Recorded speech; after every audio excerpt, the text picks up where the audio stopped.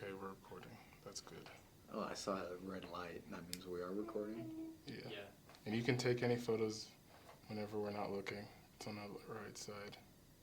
It's a tiny button. I see. Yeah, Whose camera is that? that one's mine. Oh, that's cool. Got it on Amazon How much? for cheap. Like $250. Not bad. I was looking at a smoker yesterday. A smoker? Yeah. Oh. It was actually so hard not to buy it. How much was it? It was $280. I would have bought it. It was really hard because this thing is like the size of this table. Come on, you need to get one. I mean, I have a smoker. Oh, do you? I have a smoker. I'm using it tonight. But You're gonna smoke. brisket. I'm doing brisket and ribs, and then we might also do chicken. So it's just one of those things that I just need more space. The smoker's too small. It's too small. It's too small. I can only. For Jeff, it's too small. Get a double-decker smoker. No, I want to get one of those trailer ones. Oh. Type thing. I remember at some of the tailgates at Texas A&M, people would have like smokers that they made, like that are just these trailers, and it would be like a gun, where like it would be like a revolver looking gun, where the pipe to let out the smoke is the barrel, and then to put the meat in is where I forgot the name of the part where you load the pistol. Oh my gosh. So it's just.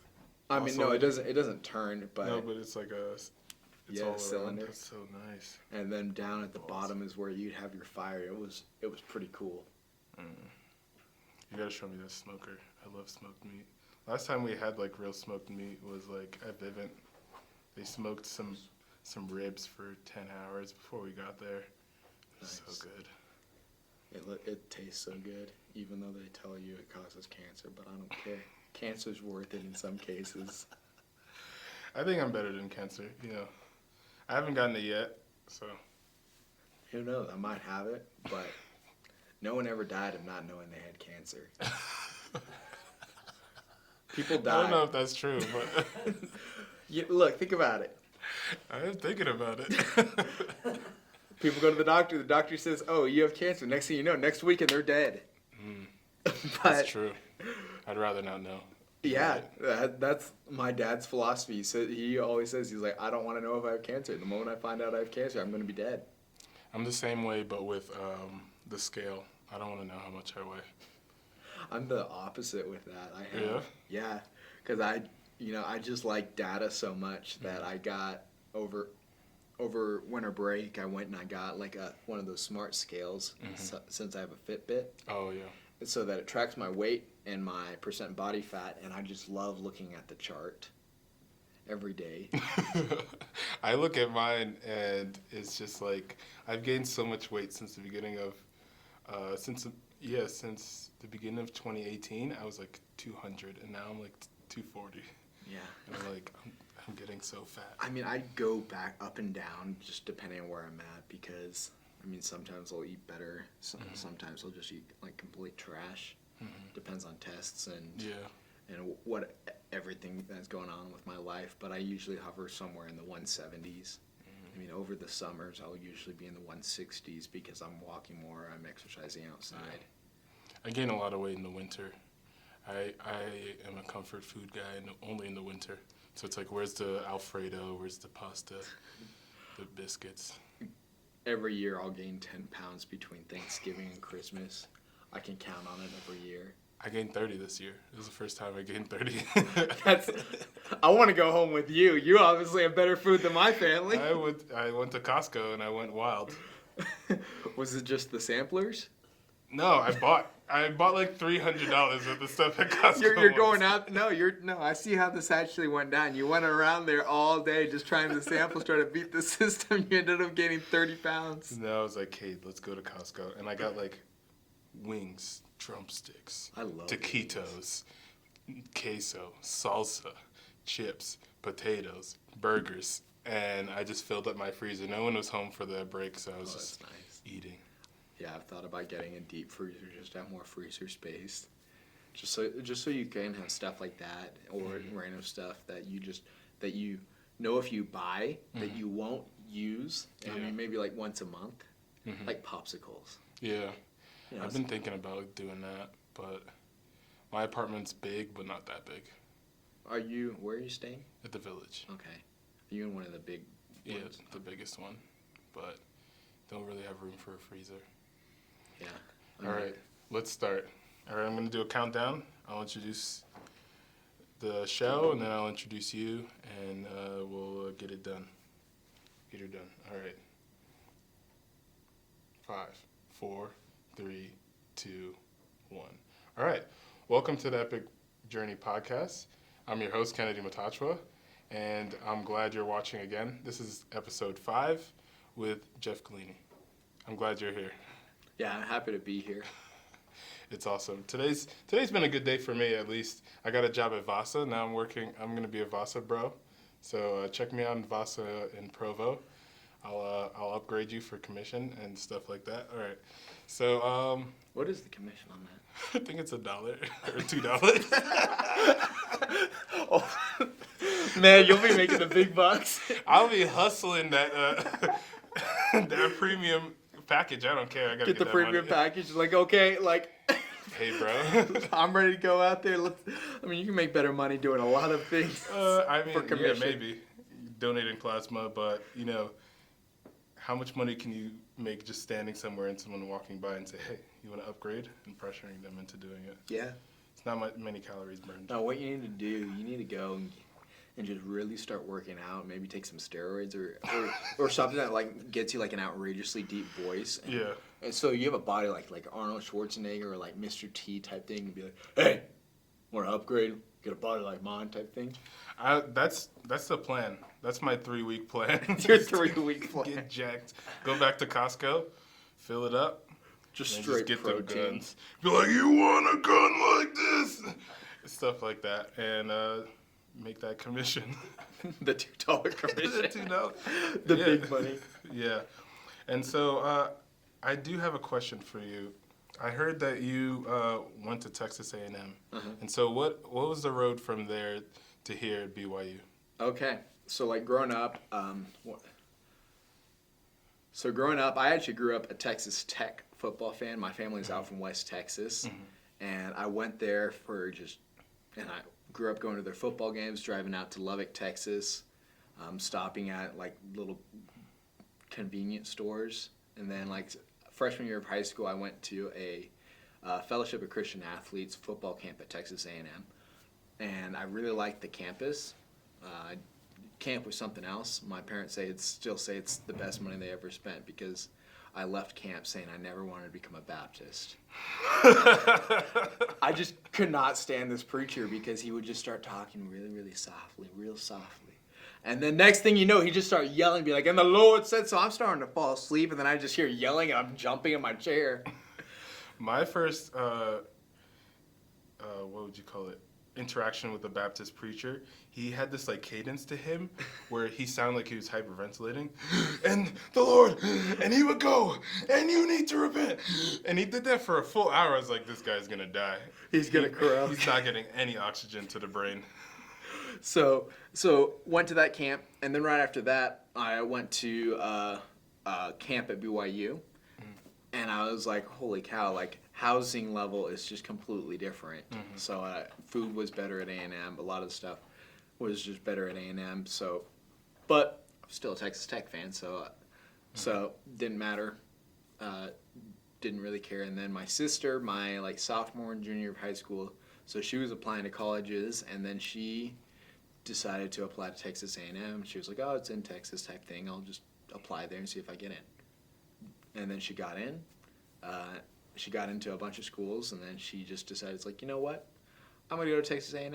I've never toured the campus. Don't know anything about the school, but I just kind of feel like I should go there.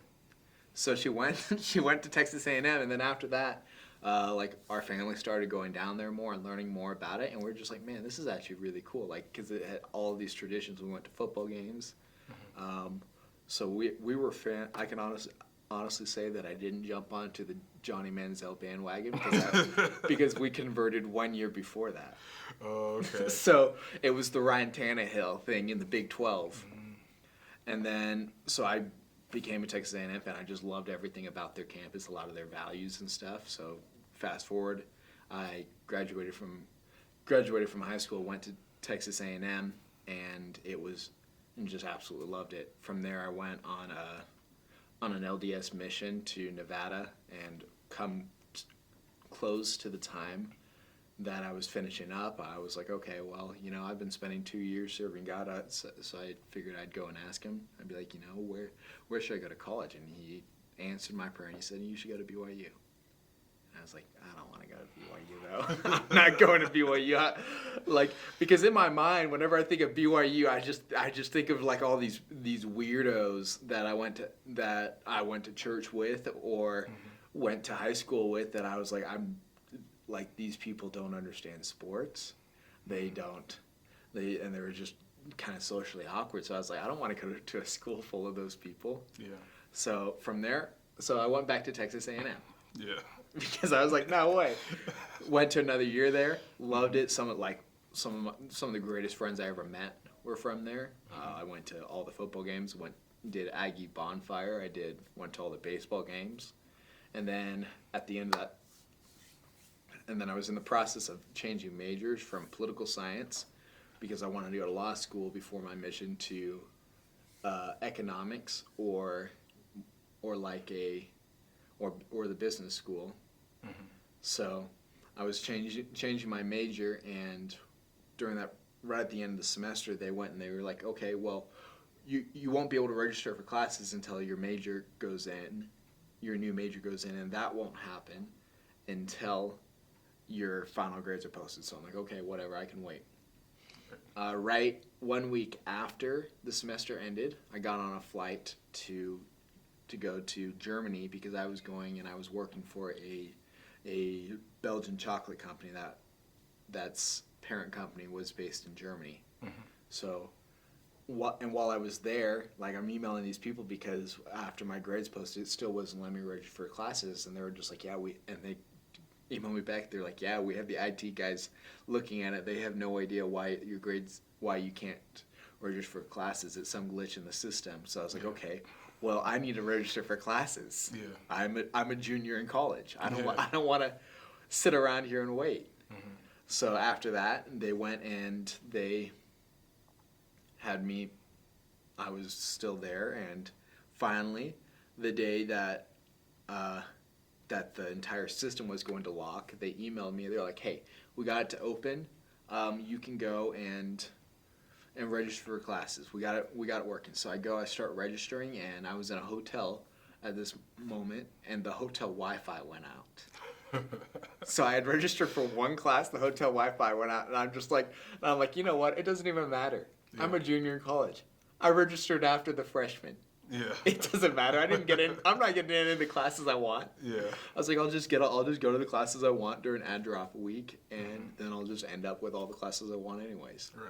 So then a week after that, I had one of my friends from Texas A&M who I was going to live with. He went and he messaged me, and he was like, hey, did you find another person to live with us? So we originally had 4 people, but then one of them decided to get married, and we couldn't blame him. Yeah. Kind of knew it was going to happen. Right. So but he decided that he was just going to go live in an apartment until they got married, so that his wife would go and live with him. Right. So I told my other 2 roommates, it's like, hey, I'm going to be out of the country, can't help. So you guys need to find someone else to live with us. So he goes and I tell him, I was like, dude, I'm in Germany, I can't do this. Mm-hmm. And he is like, okay, well, I think I'm just going to go live with some other friends. So now I didn't have classes, and I didn't have somewhere to live at A&M. So I was like, okay, well, like, I see what you're doing there. I'm gonna go and ask what's up. And then I asked, prayed again, and God was like, yeah, I told you to go to BYU. And so then I was like, well, I have like 70 something credits. There's no way I'm over the limit for transfer. So then I Googled it, and I looked it up, and I got a hold of one of the transfer advisors, and they told me, they're like, oh no, you don't, if you're one semester away from being too old to transfer credit-wise. Mhm. And I was like, okay, well, I won't be able to find somewhere to live. So then something else popped up, and something else popped up, and I was like, okay, I see what's up, God. I came up with every excuse. I came kicking and screaming, but all I can tell you is that like this whole like free agency thing is a farce. Me and Jonah are testaments to it. If you don't do what God tells you to do, He's sending a whale. Yeah. Who knows what would have happened if I decided to stay at A&M? I probably would have gotten hit by a car. Hit by a semi. Yeah. I know. Wow. So then I ended up transferring here, and that's how I got here. And when was that? That was 2017. Yeah, it's 2019 now. So it was fall of 2017. But something that actually happened is whenever I first got out here, they were like, "Oh, well, it's during the summer." One of my big concerns was it's like, "Okay, well, it is July.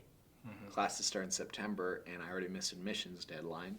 So one of the things that they told me, they're like, "Oh, well, you can just do night classes Right. for one semester, and the person already told me, they're like, yeah, and I can guarantee you'll get in. I mean, you're coming from Texas A&M, and you don't have just a terrible GPA, so I ended up applying for the winter semester, and and they accepted me like a week after I applied. Mhm. So yeah, it was really quick. That's awesome. Yeah, that's when I moved to Provo too, fall of 2017. Yeah. That's crazy. Yeah, the Lord does move in mysterious ways. And a lot of people I meet in BYU, I guess a lot of them are from Utah. Mhm. And so I get a lot of like BYU bashing from a lot of students and local people. So I wanted to ask you, what do you think BYU does better than other schools, or even does better than Texas A&M? Let me think about this. Other than like spiritual stuff. Yeah, I mean, honestly, I think that it's actually harder to be spiritual at BYU than it is at A&M. I see that. And the reasoning is not that there is less available at BYU, because there's a lot more available spiritually at BYU, but because everyone is of the same faith as you, it's so easy to just coast. Right. Whereas at Texas A&M, people would always people would bash on you. We had preachers that would come by, so it was, and then a lot of your friend group just came from members of the church, so you did a lot more spiritual things that may or may not have been there. But I mean, things that I like about BYU, the location isn't. Provo, Utah is not a bad place. Yeah. It's a very safe town. Whenever I think BYU sports. So my automatic thing is very, very negative coming from Texas A&M, home of the 12th man, Right. best environment in the country for both football and baseball. But I think one of the things that is really, really nice that people don't even really get that come out here is how big of a difference having an entire campus that's sober is. And I'm not saying that we are actually stone cold sober. Yeah. Because we all know people that drink out here, but they're not going to say anything. Right. But while I was at Texas A&M, I got calls every single weekend, to the point I just got multiple times a weekend, being like, "Hey, can you, I'm going to this party. Can I give you a call when I'm ready to leave, or shoot you a text and have you come pick me up, or I'm going bar hopping tonight." And Right. so you're constantly just parenting people, Right. because taking their drunk butts home every single weekend. Right. So, and that's something you don't really have to deal with. So there was a lot of times at Texas A&M where I would always just feel out of place because I'm the only one not drinking, or it felt like Yeah. I was the only one that wasn't having sex. Mhm. Yeah, I noticed that out here. It's like, just because people drink so early where I'm from, like people usually start like freshman year of high school, like 14. So it was very, and then like it just kind of ramps up more once you get into like college, because then you can like full on party without like curfews and worrying about like whether your parents are gonna see or whatever. And so it was very interesting when I moved to Orem, and I'm just in a full group of like students who were never hungover, never drinking, never want to, and it's just very interesting to see people. It makes people a little bit more responsible if they're like, that's not their focus. Because I know so many people who are like between 17 and 21, that's like an every other day focus or like a weekly focus, where it's like, what are we gonna do? Oh, we gotta go to the liquor store, or we've gotta go to that house party or frat party or something like that. And it's really such a different environment that people even here don't really realize how differently they're living Yeah, and than others. I mean, another thing that's really awesome is, I mean, you have multiple temples that are very, very close. Yeah. The closest temple at Texas A&M was, an hour away in Houston. Mm-hmm. So it's just, it is really different. And Yeah. a lot of people don't realize that because that's just what they're used to. They don't have anything to compare it to.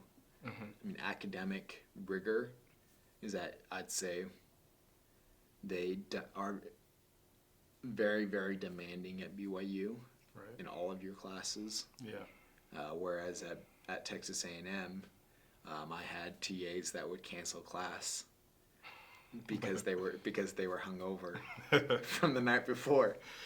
That's And wild. And it's not saying anything bad against the academics of Texas A&M either, because Texas A&M, like, academically is about the same Right. as BYU on all accounts. So Yeah. it's I just really see that totally too. different. And so I do know that you're a Texas A&M baseball fan. Yeah. Really big into that. And so how did you get into that specifically? Because you said you didn't grow up like being a fan of them and their team. So I didn't even actually really grow up a baseball fan. Yeah. Growing up, up until like my senior year of high school, I probably went to like 5 or 6 baseball games. My senior year, I went to a lot more. I went to, because we won state. We Mercy ruled state. It was dominating. There was one team on my high school baseball team that did not get there was one person on my high school baseball team that did not get a D1 scholarship. Just one. Just one. We had 3 pitchers that were pitching in the 90s. Wow. So we'd beat every team like 11-0, and That's they're wild. calling the game in the 5th inning. That's crazy. Like that was Yeah. that was the state game. But so whenever I went to Texas A&M, I had a friend.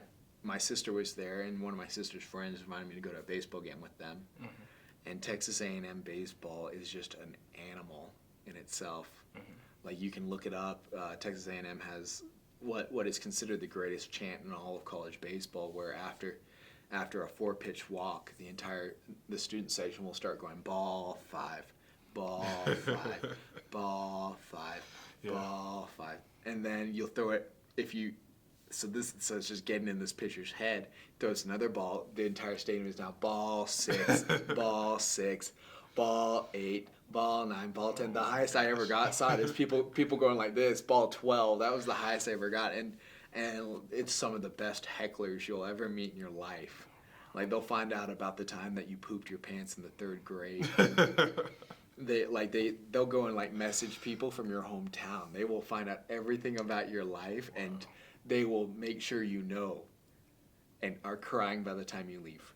But on the flip side of that, you'll also never see, because they are so involved in the sport, they are also just so well knowledged in the sport. So like if someone's been heckling, like the shortstop, and then the shortstop makes a good play, they'll be like, okay. Actually, they're like, that was a good play. That was a good play. I'll give you that one. That's awesome. So they'll clap for them. So they're still classy, and then they have their lines, but it's just an awesome environment. So that's how I got into Texas A&M baseball. I couldn't, and then up before I transferred to BYU, I couldn't even watch baseball on TV. But now it's like every weekend. Yeah. I'm the old man with my score sheet, Yeah.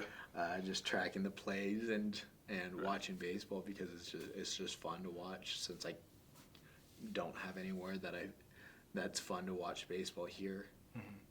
So Texas A&M, baseball or football? That's a hard question. Yeah. Because I know it's not football season, but I know. I like which one do you like better? You know? so environment wise and atmosphere wise, I like Texas A&M's baseball better. But if I had to just choose between the two, I would choose going to a football game. Because like Texas A&M football is just phenomenal. It's an electric atmosphere. It's an almost spiritual event to go there because it's just so different from every other football stadium that I've ever been to in my life. Like I've been to TCU games, I've been to Texas Tech games, I've been to BYU games, I've been to Alabama games, I've been to the Peach Bowl multiple times. So I've been to the Gator Bowl, I've been to like Texas Bowl, but we won't talk about that bowl. And it's just so different at Texas A&M football. And then baseball is just fun because you're so involved. I mean, with football, you're 1 in 110,000 people there. Yeah. You're not making a difference in this game. Right. But with baseball, I mean, you're one of probably 5,000-10,000. And since baseball is just such a quiet sport, if you yell something to a player, you know that they heard you. Yeah. And you're just trying to get them to react somehow. Right. Just even if it's just make a good play, flip your hat to you. Yeah. Just anything that can get a kind of reaction from you Right. is just fantastic. Yeah. So, do you have any baseball predictions? Texas A&M baseball predictions for the season? I don't want to talk about that. I already know what's going to happen. Yeah. Because history tends to repeat itself. It's probably going to be like almost every year we're going to go to the NCAA tournament. We're going to win game 1, and then we'll probably lose game 2. We might win game 3. It just depends on when we play TCU. Right. TCU will beat us. That's how it always works out. Yeah. I mean, those jerks. it's like our goal's not even get the national championship anymore. I mean, the goal's probably just to beat TCU, because every year, like we could, if we didn't play TCU until the College World Series, we would make it all the way to the World Series, but then we'd lose. But we'd lose to TCU because TCU would find a way to make it, and TCU baseball is just a monster. Good thing I'm not wearing my TCU hoodie I know. today. It gives me nightmares. And so, what's your? I don't know your team for the NFL. What's your NFL team right now? The boys. I'm from Dallas. You got to say that. I mean, it's like I'm a huge college football guy. I don't really care as much about the NFL. So it's like I'll have a fantasy team and I'll turn it on a Sunday afternoon. But if Dallas is doing great, then I'm like, okay, that's nice. If Dallas is doing terrible, I'm like, okay, well, that sucks. I had high hopes for the Cowboys this last season. I thought they were doing great, and the quarterback, to me, was turning things around. And it just, I don't know. The teams I wanted to make to the finals and get through were the Saints and the Cowboys. I would have loved that. And it just didn't happen. And I was actually pissed. I was yelling in my apartment, like, why? It was going to happen. And then it didn't. The Saints got robbed. They did get robbed. And it makes me mad every day. I kind of want to get a shirt that just says the Saints got robbed, because they did. Like that was a blown ref call that lost them the game. Yeah, I don't even want to talk about that. And that's not even to blame the refs. I blame the refs. I blame the NFL. I blame the cameras. Well, most of the time I won't blame the refs on a game, but that was the refs. Yeah. So I look at your Instagram and I see people around campus. You've got a lot of friends here, for obvious reasons. And so I know you've made a home here. So what things have you done to bring the South to BYU?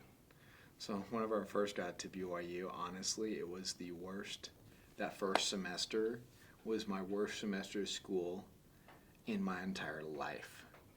The worst, probably the worst. 3 out of 4 of the worst months in my life were the first 3 months. The fourth one is a completely different story. It had nothing to do with schooling. Yeah. But I just was so lonely. I didn't have any friends out here. All my friends that were already out here had their own clique already, and they just and I just didn't see them very much. So I just every night I wouldn't do anything. So come like first football game came around, and I'm like just thinking to myself, it's like, okay, well, I was just blown away that no one tailgated at BYU. That just wasn't a thing. Yeah. Because I grew up tailgating everything. I Yeah. mean, I tailgated high school games. I know people that would tailgate the middle school games. Yeah. I mean, think about that. Yeah. You're going out, a bunch of dads tailgating to watch their 13-year-old kids play football. Yeah. I mean, it's just. So I started tailgating all these football games, and so I did that with a couple of my friends. I think, did you ever go to those, like the original ones? I didn't get to go to any of those old ones last year. Yeah, the ones Yeah. last year. Okay, I don't remember exactly when I met you. Yeah. First. I met you. The crawfish. Yeah, I met you at the crawfish boil out in the Kiwanis Park. Okay, I thought it was before that. It might have actually. I mean, we went to go see the Avengers together, and I don't know if that was before or after. I think that was before. Yeah, We saw That would have Avengers, been the first thing then. but I've. Did you I have don't Mardi know. Gras? No, Okay. I don't know. Yeah, because I'm pretty sure I met your cousin first, Yeah. and he was just around, so I might have met you there. Yeah, shout out to your cousin. Gotcha, Josh. He's single, ladies. Oh, he's single? Yes. Oh, yeah. What's his Instagram? I don't actually know. Let me look it up. I'll get it. You know, actually, I had a bunch of people that hit me up because I posted a picture of him on the BYU Southern Student Association Instagram page. A picture of him was posted, and I had like 4, 5, 6 girls either text me, DM me, or something. It's like, hey, is that your brother, or who is that on that picture? I'm like, oh, that's my cousin.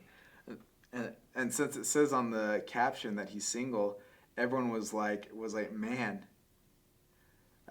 They're like, hey, set me up with him. So I was just like, okay, well, send me your resume. I'll act as his agent from now on. And I gotta say, I actually had. So I was just joking, but someone actually sent me a resume, and it was phenomenal. She was qualified? I would hire her. Oh, wow. Yeah, I see you still do that. I saw Scott, you posted a photo of... Every picture, yeah. So one of my buddies is on just walked on to the football team as the kicker. Mm-hmm. And every time I take a picture of him, it looks like a modeling picture. I mean, you look at his Instagram, it's something. Mm. And every time I take a picture, it looks like it should be on the cover of GQ. It's Josh.Gallini. 2 L's. Got it. Yeah, I'll put it up here. And yeah, I did. So the other day, I have another podcast for my friend. It's called the Danish Pork Podcast. Okay. So I was just slamming a whole bunch of girls on there, just so they can check them out. So there you go. Shout out to you, Scott. And yeah. So, so then I started doing these tailgates, and probably like 2 or 3 probably like 3 or 4 tailgates in. And there was these guys that were setting up for a tailgate, and they were from Tennessee. Saw their license plates, and I was like, hey, y'all from Tennessee, we're from Texas, we're both from the South, like, we're both tailgating, like, might as well, let's just join up and make one tailgate for everyone from the South. Mm-hmm. It's like, thanks for sending your guys to come help out the Alamo. We'll invite you over for the tailgate. Yeah.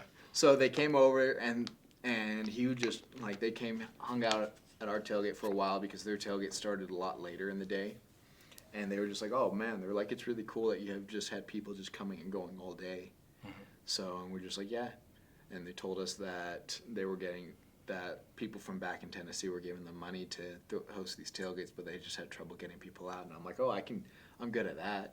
I just see someone wearing Sperry's, see someone wearing a polo shirt or a hat, and I'm like, oh, you're probably from the South. Yeah.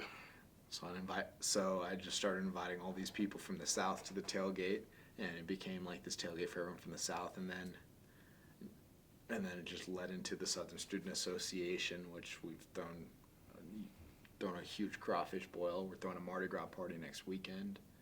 A huge SEC championship watch party every year. Oh, So, really? yeah. And so, did you start that student association? Yeah, Wow. So started by how it actually started is after me and that guy linked up, I was like, oh, I wonder if there's any clubs or anything on campus for people from the South that I can just pop on into, tell them come out to the tailgates. And I saw this like little Facebook group with probably like 10, 15 people. So I was like, oh, I'm like looking at it and I'm like, oh, this chick that's the admin, oh, she's pretty cute. I'll just slide into her DMs, Yeah. invite her out. Nice. Worked. Nice. She came out, she started hosting it, and then the three of us started the Southern Student Association. Wow. So, and that's how that entire thing started.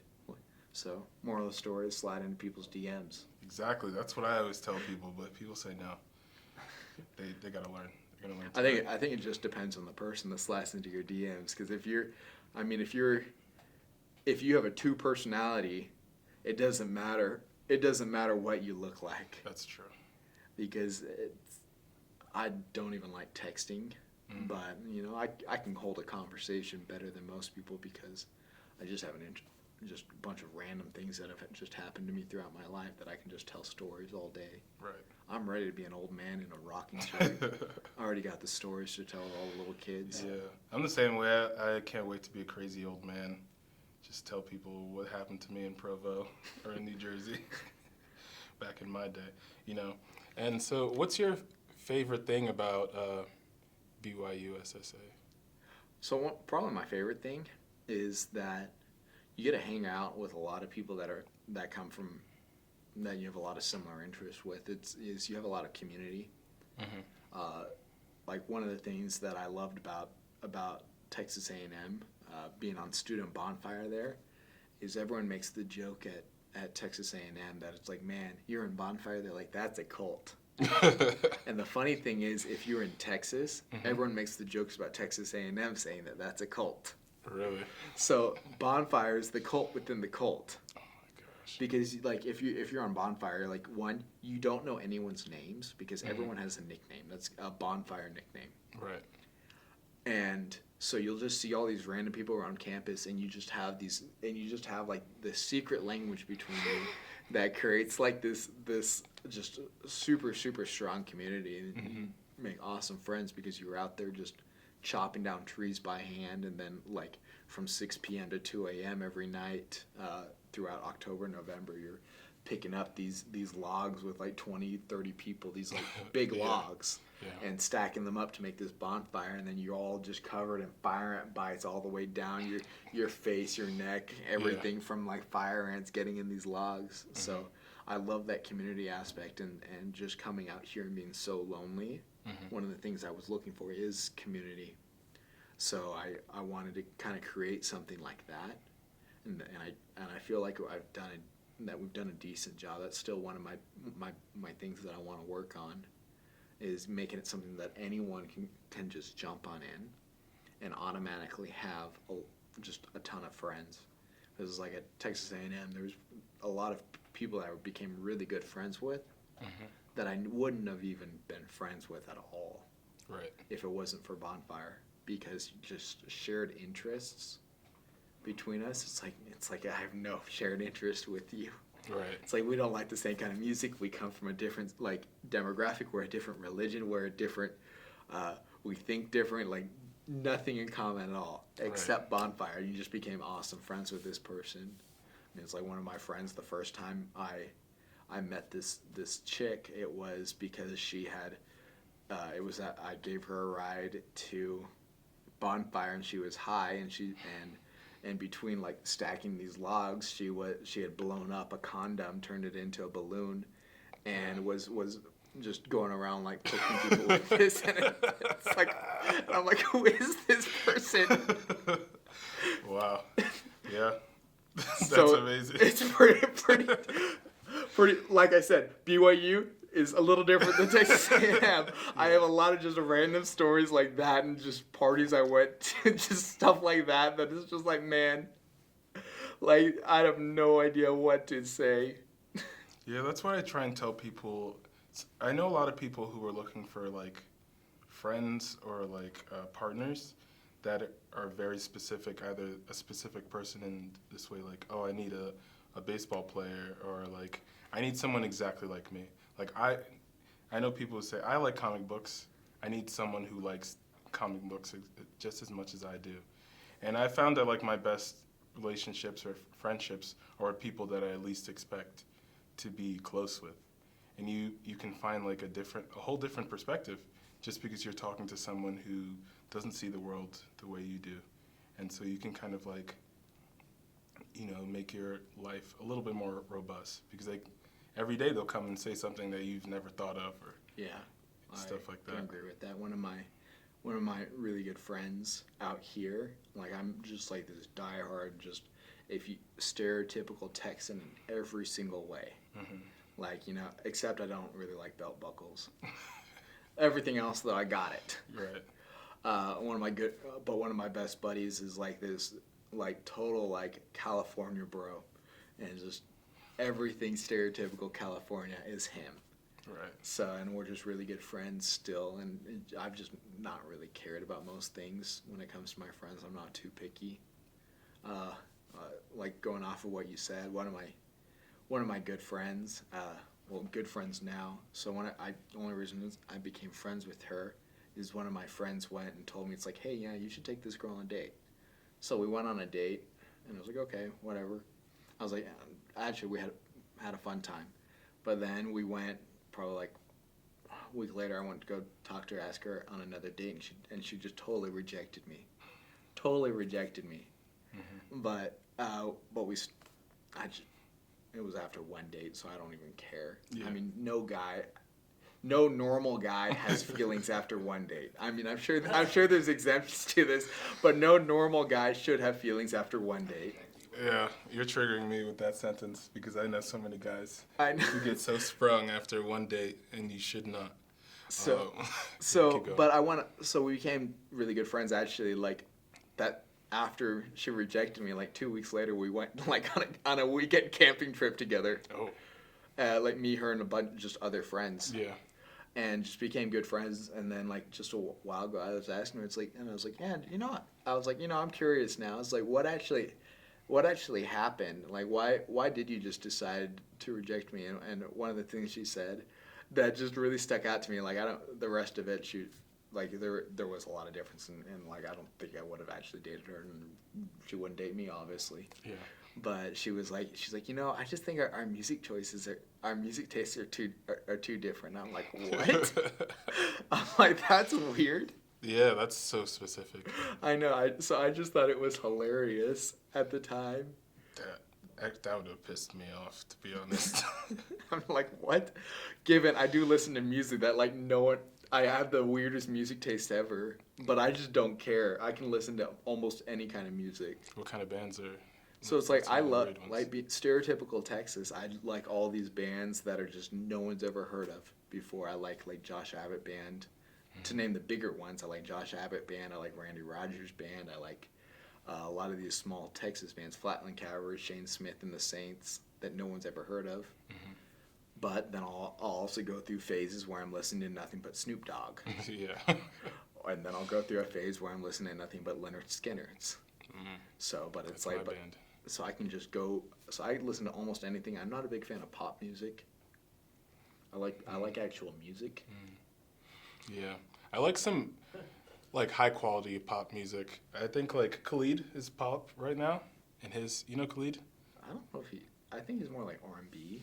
He's more R&B, but right now, I don't know. Maybe it's because, like, pop has kind of shifted, where it's like, you have like Taylor Swift and all these like Katy Perry, but then you'll have like people break out in mainstream, like Khalid, and like people like that, where they're like, that's not their genre, but he's kind of like residing in pop right now.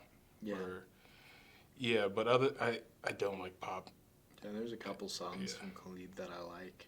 Yeah, I was blasting Talk today Okay. in my apartment, just shaking all the light fixtures. Yeah, I went through a J. Cole phase Ooh, with his last album. Not the newest one. I didn't really like that one, but the one that it's the album's his home address in North Carolina, and that, like GOMD and that kind of stuff. I was like, man, this is good stuff. yeah, I like his new song "Motivate." Have you heard that? I don't think I've heard that one yet. I'll have It's to a look good it up. one. So, I don't know if you said this, but what's your favorite thing about BYU? Favorite thing I like is that you can feel like no one's ever going to judge you for your religion. I mean, because it would happen. I mean, and I've never been one to really like step away because it just never bothered me. But you have this safety in that people all have very similar morals to you. Yeah. People have different values, but they have similar morals. Right, To that's you. true. So, and the other thing that is really, really awesome about BYU that most people don't think about is you really can find someone from anywhere. Yeah, At BYU, you have people from Asia that go here. You have people from Europe that go here. You have people from Africa that go here.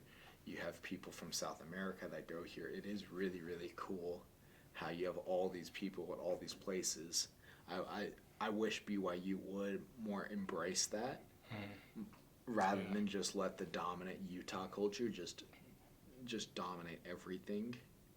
I mean, you have a lot of people from the South, you have a lot of people from the West, but it seems like because Utah culture is like they want to be West Coast culture, it just kind of tries to drown out a lot of the cool stuff that you can meet, find out.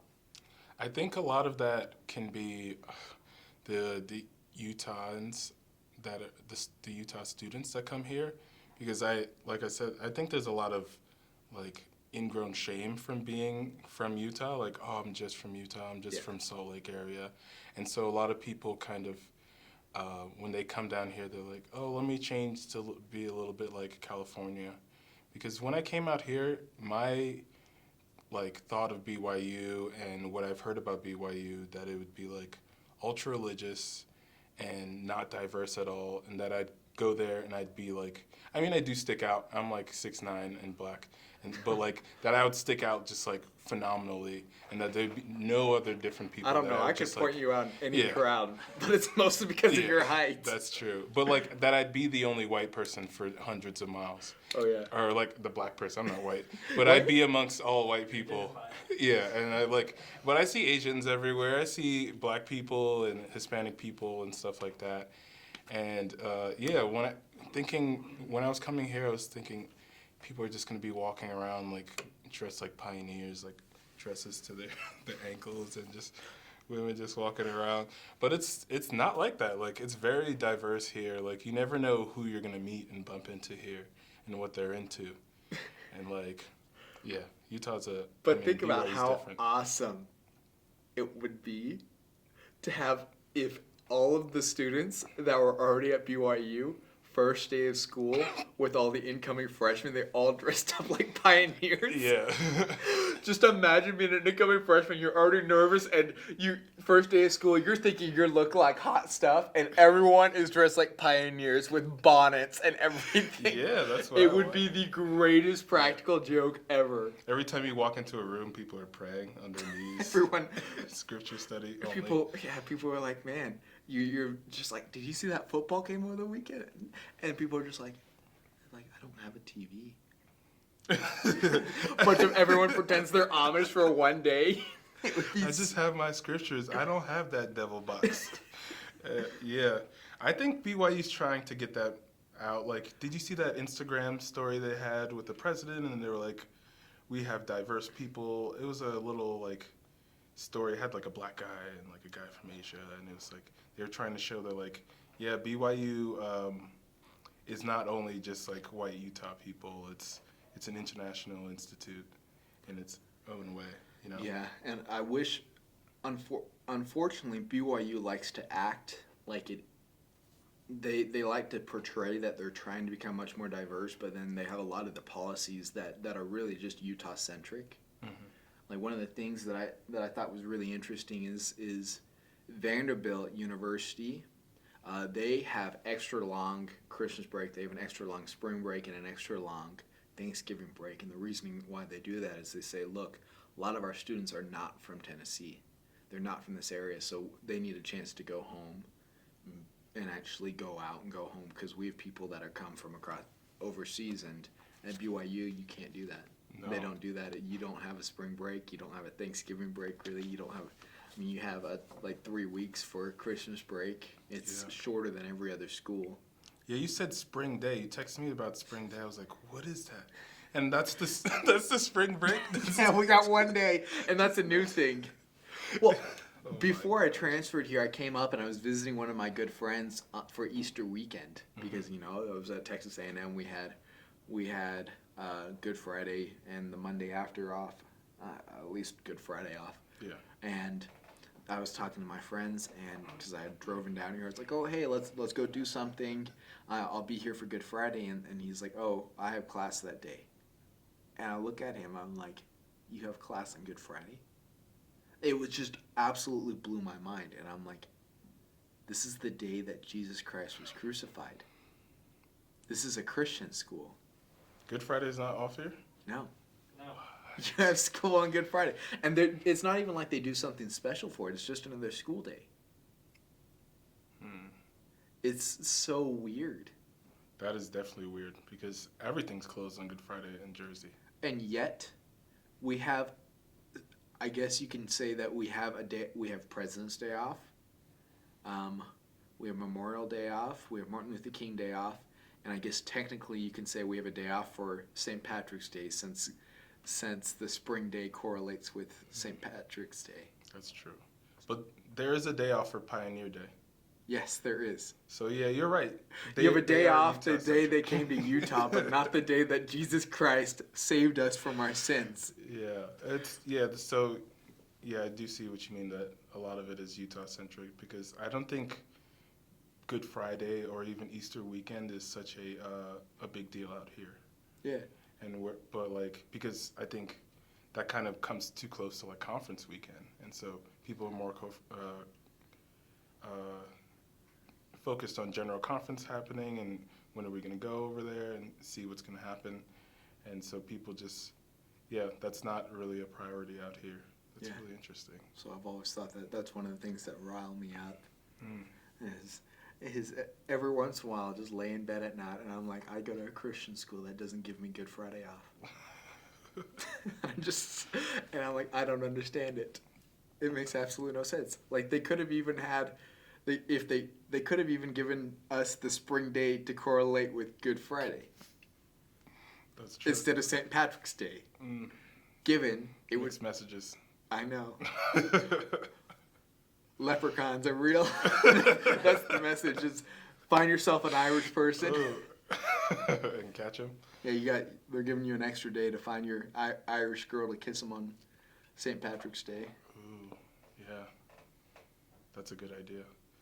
And so I did say that we watched Infinity War, Avengers Infinity War together, and Captain Marvel is coming out next weekend, and I'm excited for that. How do you feel about Captain Marvel?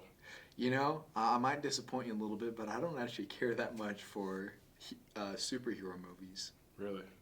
And You liked Black Panther. You liked...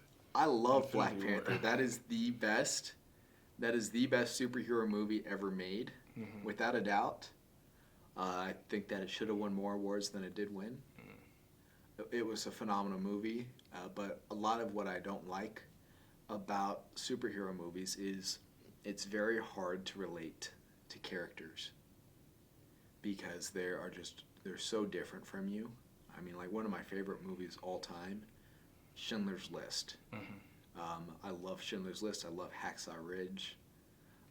Another movie that I just absolutely loved. Well, both of those movies are probably like in the top 10 for greatest movies ever made. Hacksaw Ridge is new, so I don't know where it is on those lists. But a movie that should be up there that's just wild, whenever you watch it for the first time is a movie called Silence, I and haven't seen it. you can just relate to the characters in these movies because they're just average people. Right. Yeah, that's one problem I do have with Marvel movies is they do not exemplify what is good about comic books in general. Is that like usually the best part about these heroes is that these are men that are overwhelmed, men with other lives that they like a full other life. They have their parents to care about, their family, their wives, their everybody, but they feel the responsibility to be bigger than themselves and sacrifice themselves for other people. And I think that's one thing that they did well in the first Captain America, the First Avenger. Yeah. It was that he was just as weak as you could be, and he still tried every time to help someone. But like Black Panther, that's one problem I have with Black Panther is Black Panther, he starts off super powerful and the king of Africa, mostly. Like the most powerful man in Africa. And he starts off just getting a whole kingdom, the most powerful kingdom in the world.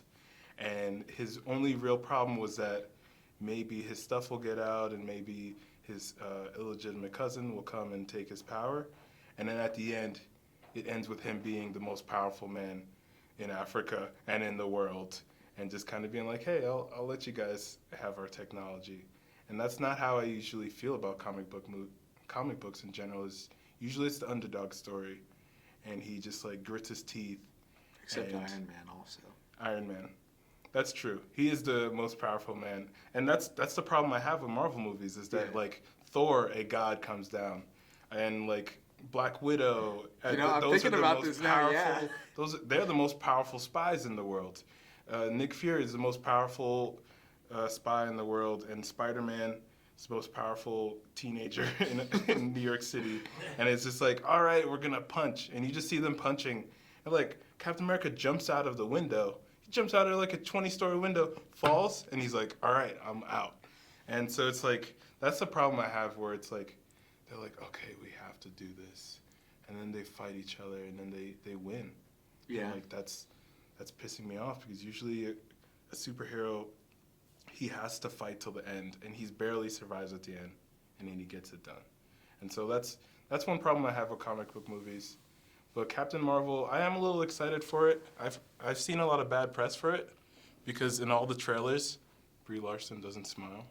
She just gets in airplanes like this, and then she's like, all right. And she's just everywhere she goes. She hasn't smiled. She has no personality. And then like people have been talking about that, and like if you talk about that, it has like sexist connotations, telling women to smile. Yeah, that's what I was just thinking. So it's like you can't be like, hey, Brie Larson, smile more, because then you're a sexist. And then now it's like, I don't know, people are afraid because if they don't like that movie, it's like the whole Ghostbusters thing. It's like, oh, you just hate women in movies. But I'm super excited because she's super powerful, and I love Brie Larson a little bit. I don't think I've ever seen a movie with her in it, but I definitely stand it. I'm like, I don't really care if she's smiling or not. I've never even noticed that. But if she was just smiling in all the movies, people would just be like, the same magazines would be saying like, oh my gosh, like they're just using her as a model. She's just a token person, like the same stuff they say about Black Widow. Yeah, there's even funny photos of people they like Photoshop smiles onto her, or she's just smiling. It's even creepier. But the only reason I've ever heard about like Captain Marvel is like, for me, was like a C-list comic book hero for a long time, because the only time I knew about Captain Marvel was because of X-Men. And if you ever seen like X-Men like cartoons or comic books, Rogue can fly and stuff, and usually the reason she can fly and punch is because she went up to Captain Marvel and sucked all the powers out of her and left her in a coma, and then Rogue is just flying around and super powerful. And so I found out like, oh, Captain Marvel sucks. She just got beat by Rogue, and then now she has her own movie. So I'm still excited. I hope, because this is the next movie before Avengers Endgame, and so I'm really excited to see what happens with because it's going to be a 90s movie, And so, yeah, I'm a 90s kid, and I'm really excited for stuff like that. What do you mean by 90s movie? It's set in the 90s. Oh, okay. Like, it starts with her, like, Oh, crashing okay. I into thought you a were talking about the blockbuster. the next Avengers No, movie. Captain Marvel's Yeah. set in the 90s. You know, given I'm probably gonna see the new Captain Marvel movie, but at the end of the day, I love what I loved about Black Panther is it's so easy to see Killmonger's point of view, Yeah. and there was great character development of both the hero and the villain, Mm-hmm. which you don't get with most movies, because you could really say, like, you know what, as a person watching this movie, it's like, you know, I could totally take Killmonger's side Yeah. on this. Like, you know, it's not really fair. Like, they do have the power to help a lot of people worldwide, and they're not. Yeah. But then you can also see the King, Chitawa. You can totally see his side too. So it just made for a fascinating movie. It was a little too intense for me because because Wakanda has been there for 10,000 years. Yeah. So they waited, and all through slavery and everyone dying, World War I, World War II, Civil War, English imperialism, Chinese, all of that. They didn't care. They didn't stop. And so millions of people, hundreds of millions of people have died without their help. And so he's going like, why haven't you helped your brothers and sisters out here? And it was just like a little too intense, especially he grew up in California in the hood. Yeah. And he just had a rough life growing up without his father. And that was just a really intense movie. It kind of like, it was too much for me because I was like, this is a Disney movie. And this is like, but yeah, Black Panther is a great movie. They definitely should have won Best Picture at the Oscars. Assuming that they have the exact same like producer, director, and everything, screenwriters for Black Panther 2, I would totally go like midnight premiere. I'd pay good money for that. Yeah. Because that was an awesome movie. I mean, the film score was fantastic. Oh yeah. Too. I'm still listening to songs from that. Oh yeah. Like "Pray for Me," I think that was Kendrick Lamar. That's on my workout playlist still. Yeah, that's a great song. And so I did tell you that I put up your picture on Instagram to see if I can get some questions from Instagram, and I did get a couple. And so I got one from Sam Gallini. Okay, that's my sister. That's your sister? Awesome. And so she said, what was the biggest culture shock coming from Texas to Utah? Okay. So going from Texas to Utah, how offensive can I be in Go answering ahead. this question? Biggest culture shock was walking on campus and seeing guys dressed like girls. I mean, like Texas A&M, it's a total like yee college. Right. I mean, there's 60,000 people come from all over. I mean, all over America, mostly in Texas. But you go there, and by the time you leave there, you pretty much all dress the same. But the way you dress is everyone has cowboy boots, everyone wears jeans, everyone has Sperry's, everyone wears, pretty much like I'm dressed right now. Yeah. Is how they dressed. And so I come to BYU and I'm just like, and I look at like what people are wearing, and I'm like, I have no idea how that guy can walk in those jeans. Like, there's no way I could ever do that. And I have big thighs, so I could never even fit in general. Like these are same. These are like slim. They're not skinny, but they're slim, and it's like skin tight on my thighs. So I don't even know how these people do it. And it's like all the guys looked very, very feminine to me. I mean, the guys here are definitely very small. It's very different from where I come from, where you're just expected to play sports and like intense sports. And so at least by second grade, third grade, people are athletes and like working out, and you have that culture until you hit until you hit college. Like working out as a second grader? I mean, yeah. Like, Holy you have to cow. start playing baseball in second grade, and you have to start working out. Okay, yeah, that makes sense. And so you gotta. I'm just thinking going to the gym, second grader trying to get yoked. I mean, if dudes want their kids to get in the NFL, MLB, And so people start working out young, and so it's very interesting to see guys wearing like, I see guys wearing like full on women's clothing, and We're sure that that's what it is. That's what it and looks like so to us. yeah, they're so small, and guys are like, where I come from, guys are just huge. Yeah. Like I'm the biggest guy that I knew out there, but not by much. Like guys were big, and had to wear. Yeah, so I do know what you mean. There is a lack of like business casual here at BYU, where people just kind of think, oh, you're wearing church clothes, so they just go so far casual that it's like. That's actually a very interesting way to put it, because like, it's like coming from the South, it's really interesting. Like even though you know that this is what they do outside the South whenever you're there, but like going to a BYU football game feels like you're going to a high school football game, because in college in the South, you dress up to go to football games. You're going in at least khaki pants. Yeah. And a collared shirt.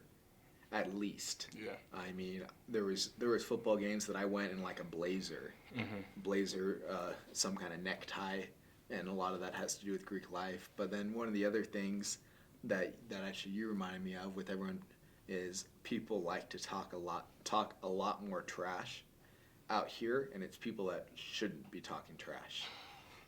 And I was talking to one of my buddies about this, and he put it better than I ever could. Is he said that he was actually talking to someone else about the same thing. And one of the things is that people in Utah don't fight. Like if you are going in and making fun of someone that you shouldn't be making fun of, you're getting beaten up. Yeah. And if you're not getting beaten up, then you're still gonna take a punch. Yeah. Like you're gonna get in a fight if you talk too much trash. And apparently that doesn't happen, so people will talk a lot more smack thinking that no one's going to do anything about it.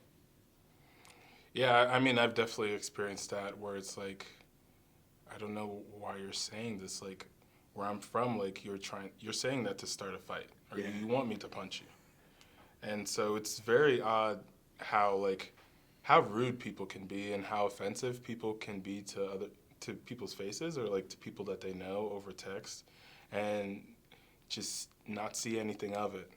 But like where I come from, like I went to Rutgers for a little bit, and you just see fights like on the sidewalk because people had a problem, and the cops would just drive by and they'd flash their lights and they'd keep going because you can't stop every fight in town. I know. But that is not here. This is a place where no one's been punched. I think it's because of like people are too close, like of a church community and stuff like that. Question I have for you, as a black man going from New Jersey to BYU, has there one of the things I've noticed with some of my other friends, and just people will say stuff that just to me I'm just like I would never say that to someone that's a different race. Have you experienced that kind of stuff where people just say stuff, and it's honestly that they just don't know any better, that you shouldn't say this? Like what kind of stuff? Well, it's like there's been times where people will just, like, one of the things that I was talking to a bunch of my friends with is a lot of people will go and like in songs they will say the N-word in the song, and when they're not a black person. And then another thing is they'll just say stuff like just I can't even come up with like a good example at this time where like you just say something that you just should not say to someone of a different race. I mean, I've absolutely seen that, and people don't see that they're doing that. Like, I do know people specifically that say, like, yeah, I do say the N-word if I'm listening to songs. Because a lot of people do like hip-hop out here. Yeah. And so it's such a community that they're like, oh, there's no black people here, and they don't know of, like, that kind of, like, social impact that it has if you say it. And also, like, people have, like, I know people love these memes or, like, send memes where I think there was a meme where it's just, like, black people steal bikes. And someone sent me that, and I was just like, that's not a good meme. Like, what do you think? Stuff like that, where they just honestly just over their heads that you just shouldn't be saying this to someone. Yeah, people. I mean, yeah, I've definitely got that, or like people go like, "Oh, if we turn off the lights, we won't see you," or like, That I'm kind like, of the stuff. lights are off. What are you gonna see? um, or like, and then there's like slight stuff where like I'll bump into like a white guy or meet a white guy, and he starts saying like different kind of like salutations where he'd be like, "Yo, what's up, dog?" And I'm like, "Hey, how's it going?" Like, yeah, don't like say dog. What's up? He Yeah, cut. like, He comes what's and he's good, like, dog? you go be like, man, he wants to do like this intricate handshake Yeah. with you that you would never do with Yeah. like anyone else. Or yeah, he's like, yeah, and he wants to hug. And I'm like, yeah, I get that like in the elevator sometimes or whatever, and I'm just like, I mean, I'm not gonna say anything, and I'm definitely not gonna just start fighting people around here. But like, Look, you're yeah, about I to just be clock yoked. it. So Yeah. Oh yeah. in 3 weeks. Yeah, uppercut people into the solar system. But like, yeah, I just clocked that. I was just like, you're not someone I can respect, and so I'm gonna be nice to you, but I can't fully respect you if you do those things, like say the N Yeah, word to someone ever. that you don't really know. Yeah, or just Especially. like in general, that's like if that's your lifestyle, then like that's like there's certain things where I draw the line where you and me are close friends, and if you do stuff like that, then I'm not into you. And Yeah. so yeah, I've definitely gotten like slightly that, but there's also I think Utah is so like isolated that some people don't even know about those things. So have also told people about um, like from the Northeast, there are a lot of like racist neighborhoods in New Jersey, and so it skips like there'll be like a nice neighborhood, a ghetto, and then a racist neighborhood, a ghetto, and then a nice neighborhood. So if I'm trying to get to like the third nice neighborhood, I have to drive through all these neighborhoods. So I get like pulled over by racist cops. Like there was a point in my life, maybe it was like 2013, 2014, where I was pulled over once a week or twice a week. And so people out here just go like, no, that doesn't happen. Yeah, Just and because knowing like Utah's so you're different. just such a hoodlum that Yeah, I'm just so like I'm such a troublemaker. you're probably going to the nice neighborhoods. You were probably walking down the street in a trench coat, had like a couple guns with you. No, and like I've had a cop. I was parking once, and like, you know how like you pass a parking spot and you go all the way back, and like I did that and pulled in a spot, and a cop drove up right up to my driver's window, shone a light in my eyes, and he's like, "What are you doing? You up to no good?" And I was like, "No, I'm just parking. I'm gonna go see my girlfriend." And he's like, "Do you have anything in the car suspicious, like drugs, grenades, bazookas?" And I'm like, What? Did he really say yeah, that? he said that. And I was just like, no. And he's like, all right, stay right there. We're going to run you. And I was like, okay. Or like, Just casually have a bazooka in my backseat. Yeah. No big deal, cop. yeah, I have a registered bazooka. And stuff like I have a that. concealed carry for it though. It's okay. Yeah, it was wild. And so, or I had like one time I got pulled over going onto the freeway. And it took like it was a huge freeway, so there's nowhere for me to pull over. And Yeah. once I finally pulled over, there were like 10 cop cars, and they arrested me. And the arresting officer wanted to send me to prison because he thought I was evading capture or whatever. Wow. I was trying to run away. So I've had stuff like that, and Yeah. people just don't. People out here could never imagine that because it's such a You know, like, I couldn't homogenous even imagine community. that. And that's coming from Dallas, Yeah. where there is crime.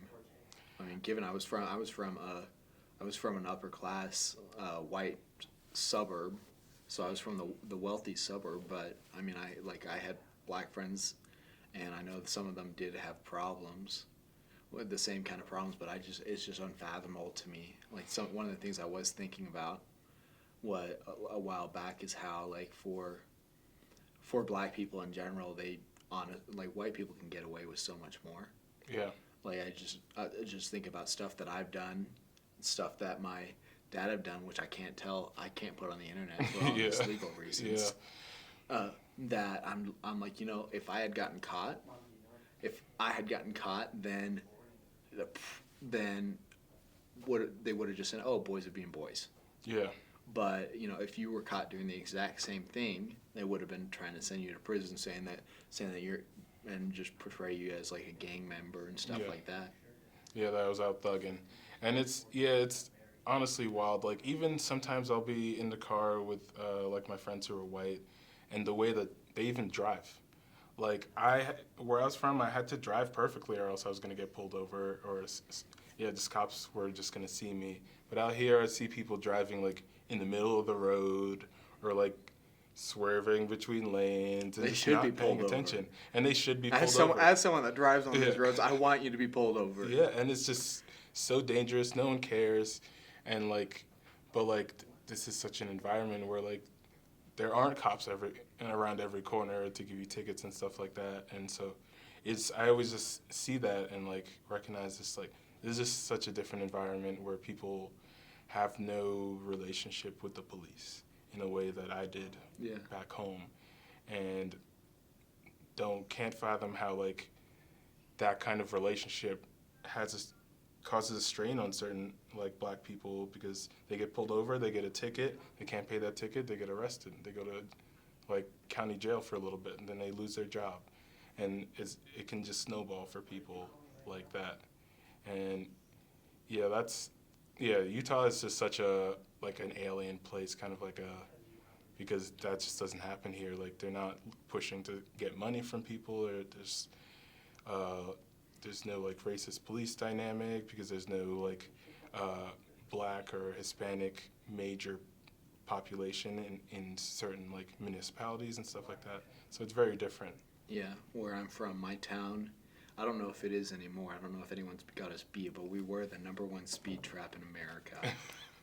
Like they had cops that, it went to like the Court of Appeals, and ended up the police lost it because they just would entrap people. Had all these traps set up everywhere to just write tickets all day, and they just keep, and they still are doing it, where they're just employing more and more and more traffic cops, and it's like, look, this town has never had a murder in it ever, and it's totally like traffic cops on every corner. So I worked in one town, Scotch Plains, and the police officers, they had these SUVs that were all black, and the lettering on the side of the police car was black also, and then they would park behind like someone's hedges. Yeah. And so you would just come down the street, and it was like just a street just like University. So people are going like 40 or 50, but like they'd catch you at that moment, and they'd see, who is that? Is that a local looking person? No, I'm pulling them over, seeing if I can arrest them or give them a ticket. Like I'm actually 100% in favor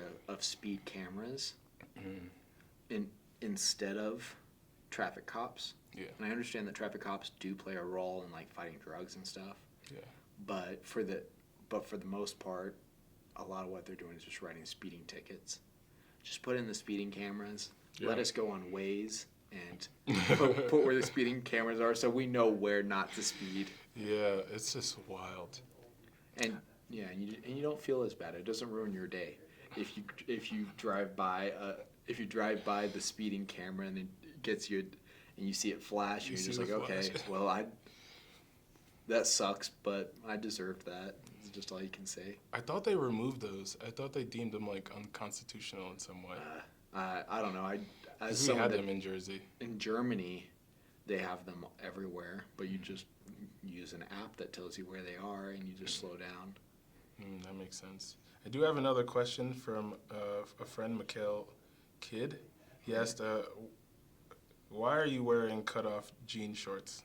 Okay, so that picture is actually from a crawfish boil. And traditionally, like that's the only pair of jorts that I own. I'm like, and I got these jorts, these jeans, and just cut them off for the crawfish boil. Yeah. And so I cut them off, and they're not even equal. Like one is a little bit longer than the other. It is so trashy. That's awesome. But I did for the crawfish boil, because like that's how you would dress for a crawfish boil at Texas A&M. Everyone would always wear cutoff shorts, and it was honestly part of it was just making fun of like Louisiana people. Yeah. Because like in Texas, you think like, oh, Louisiana, you just think of like Farmer Fran, the Yeah. water boy type people. Yeah. And so you look at it and so you dress up like you wear like a button up shirt, just white trash clothes you have. So I still do that every time I go to a crawfish boil. I think I did see one photo of you wearing those shorts, and the caption was like, "My dad used to wear short shorts to embarrass me. Look at me now." Is that a thing? Yeah, that's actually a thing. My dad, like in high school, there's a couple times. It was only one time. My dad came out and I had a bunch of friends over, and he came out in like these '80s running shorts, Yeah. and he was like honestly trying to embarrass me. Really? Comes out, all my friends are wearing like Chubby's shorts, Yeah. which are the same length. Yeah. They're like, dude, man, that's not shorts. So he was like, so he just was like, crap. He's like, he was honestly trying to embarrass me, but he ended up just have people compliment his shorts and be like, man, this is really cool, yeah. How do you feel about chubbies? Do you have any? I do. So I don't I have like any. the shorts. I follow them on Instagram. Their Instagram's hilarious. Yeah. It's just, that's a new look that I just go like, where did that come from? And like, do girls like that? Those are my two questions. I have no idea about if girls like them or not. I know that the shorts are cool. Like back in high school, I had a pair of American flag ones, and I came out to Utah the summer before I went on a mission, and I decided to hike to do a couple things and I can tell you that they are statement pieces that you'll have someone say something every time you wear them, and it's hilarious. I think you'd probably get it more than me because your legs are up to like my chest. Yeah. So it's like I wear these chubby shorts and people are just like, man, they'll salute my butt because it's an American flag one. I remember I was climbing up the Mount Timpanogos, which is right over here, and we walked by someone that had like a park ranger by them, so they just looked disoriented, because they looked like they just were dehydrated, and they just walking by and they're like, he has freedom on his butt. I'm just like, this is hilarious. That's awesome. I might have to get a pair. If it has an American flag one, I'll definitely get it. They have an American flag one. I have their swimsuits. The first time I wore the swimsuit, my mom, I wore the swimsuit out. My mom just does a double turn, and she's just like, "Why are you wearing boxers?" Because I love seersucker. Just like I don't know why. I just love how it looks. It's like, I don't know if you know what seersucker is. And I don't know if everyone that will be listening to this is, but what it is basically it's very thin stripes, and like between like a pastel color and white. Oh, that's like this cotton material. So I had like these thin stripes things, so they legitimately look like boxers and are as long as boxers. So I'm just like, you know what? Still gonna wear them. I'll have to check those out. We're definitely running out of time. It's 5:04, and they're gonna kick us out. Okay. So, is there anything you want to plug? I know there's the dance next week. I've already got Mardi Gras. I've already got tickets for those. Yeah, we're doing a Mardi Gras formal on Saturday. Thing I'm most excited about though is we're doing our second annual crawfish boil. When is that? That's going to be April 13th. April 13th. Time is to be decided. Probably will be decided in the next week. I just need to sit down, look at a calendar, and decide what time I want to do it. But it's going to be a blast. Yeah, so people should definitely go to that. Because of, what was that you called Spring Day, I've decided we're going to throw a party on March 14th. I hope you can come. Thursday? Yeah, I'll probably be there. Invite all your friends. I know I'm supposed to. I got invited to a wedding that I might go to, but it's one of those people. It's like, I haven't talked to you since high school. I don't really care. Yeah, you don't have to go to those. No. There's people I've talked to two months ago. I'm not going to your wedding. I don't know where that is. I have my rules on weddings where I just will not go to any wedding during football season or any wedding that I just don't even care about the person. That's a good rule. All right, yeah, thanks a lot for coming. We got to get you on again. Awesome to be here. Awesome, great. Thank you for watching.